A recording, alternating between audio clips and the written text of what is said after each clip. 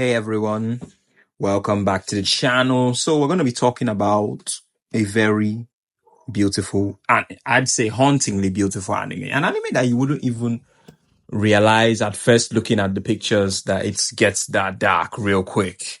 One of the best animes I'd say of the decade, Made in Abyss. From his stunning art to his gut-wrenching storytelling that honestly they'll leave a pain in your chest sometimes. The series is a must watch for anime lovers and anime fans. So let's break down the general story, the minds behind it, and why Made in Abyss it leaves such a lasting impact.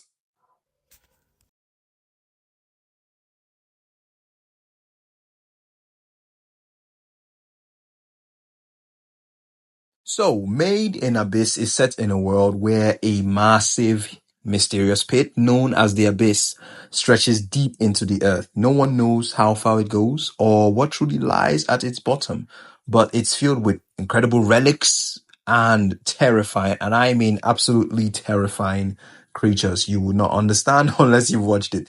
The deeper you go, the deadlier the environment becomes, not just physically, but also mentally and emotionally. It has a very high, heavy toll on the body, mind, and soul the deeper you go. So this story follows Riko, a young girl whose mother was a legendary cave raider, a delver. Delvers are those who, as the name entails, they delve into the abyss to find these relics and exotic creatures. She disappeared in the depths years ago. So Riko dreams of becoming a white whistle like her mother. That's the highest rank of delvers. So one day she discovers a humanoid robot boy named Reg, who seems to have come from the abyss itself. So together they become friends and together they descend into the abyss one day to uncover the truth about Reg's origin and Riko's mother and to face the unrelenting horrors that await them below. Don't be fooled. Like, for real, the art style will have you thinking this is some kind of maybe kiddie friendly show, but honestly, it gets dark. And I mean seriously dark, real quick. It explores themes of loss, sacrifice, the pain of growing up, and the cost of obsession. It explores cruelty and disgusting depravity sometimes that will honestly make you cringe, to be honest, while watching it. So, the anime is based on the manga actually by Akihito Tsukuchi, who began publishing it back in 2012. The art style is deceptively soft, and I think that's part of what the author wanted to go for. The art style kind of brings you into this sense of comfort. It's kind of it lures you into this sense of kind of like, and now I think about it, kind of like the abyss. You see it from up top. It looks all inviting like for an adventurer, like, oh, let me explore. But when you get there, it turns dark real quick.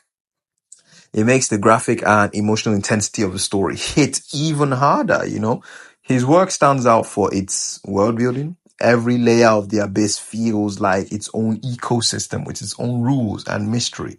The anime adaptation is produced by Kinema Citrus, the same studio that actually produced Rising of the Shield Hero and Barakamon, under the direction of Masayuki Kojima, who also worked on Monster and Black Bullet. So the show it brings Tsukushi's world to life with fluid animation, very detailed background. The animation is very beautiful and incredible emotional direction. You got to give a special mention to the music too, composed by Kevin Penkin. This kind of ethereal, it kind of gives you that sense of the ethereal and haunting kind of atmosphere of the abyss. It's a major part of what makes Made in Abyss very, very immersive while you're watching it. Tracks like Underground River and Hanezeve Karadhina. Yo, I'm sorry if I butchered these names. Yo, some of these words are gigantically confusing. Bro, what? What? But all of them elevate the emotional scenes to an almost very like deep personal level. So it what makes Made in Abyss so good is the world building. First of all, it's on another level, to be honest. The detail when it comes to the abyss feels crazy. It kind of feels like it's alive. You know, it has its own rules, history, culture, and consequences. You know, it both wondrous and horrifying at the same time, you know, making every descent feel like a journey into the unknown. You know, the contrast between the art style and the story's tone, it creates this kind of unique experience. You know, the characters look cute and innocent and like, oh, it's going to be just be a fun story, which makes their suffering, honestly, it's crazy. Like when you see like Reg getting, yo, there's some things I ain't even gonna say, like for real. Or Rico getting her arms swollen up and blood coming out of her eyeballs. It's like, what the oh, and what's actually extra crazy is that like they are not, it's not just like the art style, they're actually very young. You understand? They're children. Getting this, it's kind of like it's kind of like torture, you know, it's crazy. So it makes it all the more impactful, you know. It's unsettling and in a good way. Like, I mean, in a good way for the story, not in a good way, like in a good way for its story. It lures you into a sense of safety before it completely shatters it for real, and you won't see it coming. And the pacing and the tension are masterfully handled. Every layer of the abyss feels, you know, it presents new stakes and emotional challenges, from physical dangers to very deep personal sacrifices that have to be made by the characters. You know, the story forces its characters and us, the viewers, to confront very hard truths about human nature, about ambition, and about survival, and about the cost of chasing some of those ambitions without actually thinking first. Finally, the themes. Made in Abyss isn't just an adventure story, it's about childhood.